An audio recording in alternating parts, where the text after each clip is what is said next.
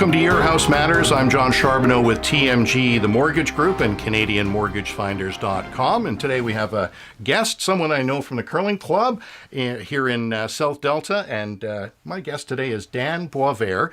Dan is a notary here in South Delta, and he's also the president of the British Columbia Notary Association. How many members, Dan? 400. 400. So members. pretty significant.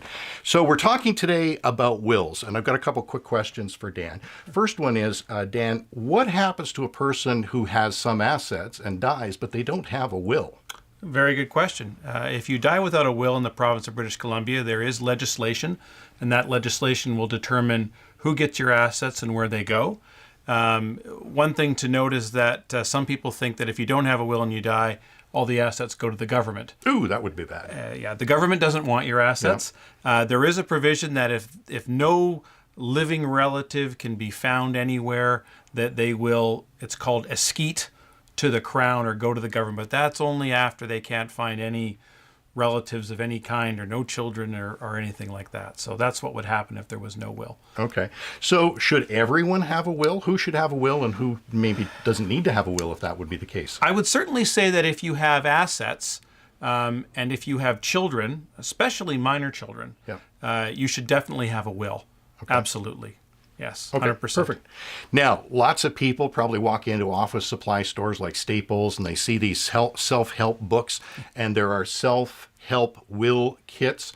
What's your best advice for people that are thinking of picking up that booklet for $9.95 and doing their own will?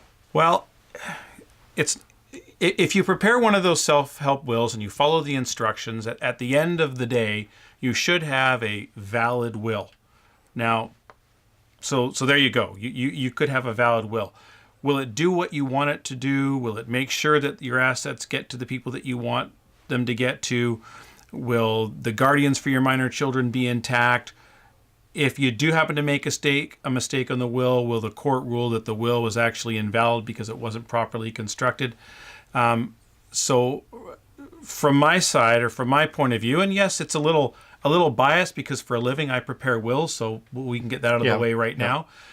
You know, you probably have to prepare a will once in your life, and you're going to pay a few $100s to come see a person like me to get it done. And I think when you're trying to direct all of your assets of your estate, you're trying to ensure that your children are properly looked after if they're minors and you pass before they become adults.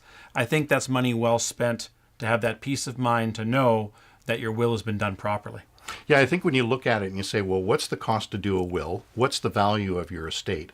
What percentage is the cost of the will relative to the value of your estate? Yeah. It's a good investment for the amount of money that you're talking about. It could be less than the 1/10 of 1% point. I mean, it's minuscule at the end of the day. Yeah. So, in summary, any best advice, any of Dan's best advice for people that are thinking about doing a will or getting the will ready? You know, call your local notary, have a conversation with them on the phone.